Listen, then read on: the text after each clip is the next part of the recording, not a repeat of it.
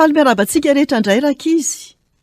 Ary faly indrindra indray androany hanolotra tantara mahafinaritra sy mahavariana ho anao. Enoy tsara ary. Mamonjy amin'ny lafaoro misy afo mivaivay Andriamanitra. Daniela tapany 7.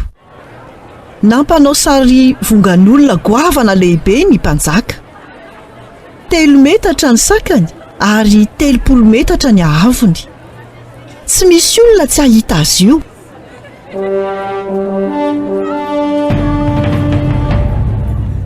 Mihaino, ny didin'ny mpanjaka dia ho an'ny olon-drehetra. Rehefa mandray mozika ianareo dia miekofaka mivavaha amin'ilay sary vongan'olona volamena izay natsanga Nebokadnezara mpanjaka. Saingy na iza tsy miekofaka sy tsy mivavaka amin'ilay sary vongan'olona dia atsipy ao anatin'ilay lafaoro afo mivaivay. Tsy misy fanontaniana afaka apetraka. Ny olon-drehetra dia tonga amin'ny fanokanana. Na dia izany aza, ampanginana nisy lehilahy 3 mijanona mitsangana teo anilany. Tsy tena nahafaly azy ireo ty fanasany ty.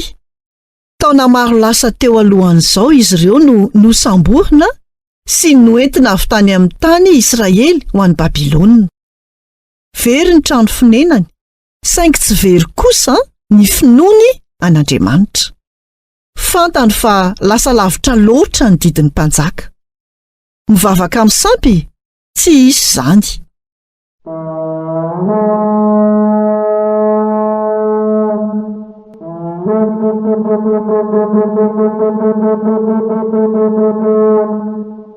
Miondrika ny olon-drehetra sady miankohaka manoloana ilay sary vongan'olona. Afa-tsy izy ireo mpinamana 3 lahy. Nahasarika ny saina izany. Ry mpanjako, namoaka didy anao fa tsy maintsy mivavaka amin'ilay sary vongan'olona ny olona rehetra.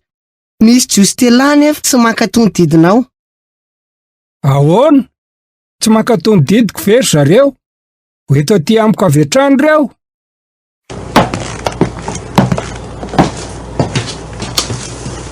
Marina ve fa tsy nekohaka teo anoloan'ny sary vongan'olona volamena ianareo? Omeko fafana indray ianareo. Raha mbola manday ianareo, dia atsipy avy hatrany ao anatin'ny lafaoro misy afo mivaivay. Aza misaina na dia indray mandeha monjy aza fa afaka mamonjy anareo ny Andriamanitra reo. Inona no mety zava-dehibe indrindra ho anao manoloana ny safidy tahaka izany? Ny aina ve sa mitoetra mahatoky an'Andriamanitra? Ireo mpinamana 3 lahy dia tsy nila ny eritreritra ela momba n'izay ho valiny. Raha izay ny tian'ilay Andriamanitra afaka mihitsy izy mamonjy anay amin'ilay lafaoro misy afo mivaivay. Kanefa na dia tsy manao izany aza izy dia hitoetra ho matoky azy izahay. Tsy ekohaka eo anoloan'ny sampy mihitsy izahay. Tian'Andriamanitra mihoatra noho ny zavatra rehetra ireo lehilahy ireo. Feno fahatezerana Nebokadnezara. Afanao impity mihoatra noho ny famanasa ny lafaoro ary atsipazo ao anaty afo reo.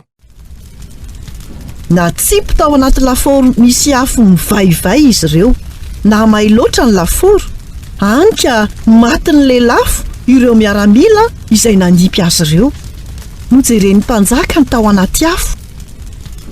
Mahita lehilahy 4 ao mandehandeha ao anaty afo, ka ny anankiray amin'izy ireo tahaka an'Andriamanitra. Nasain'ny mpanjaka ny sokafana ny varavaran'ny lafaoro.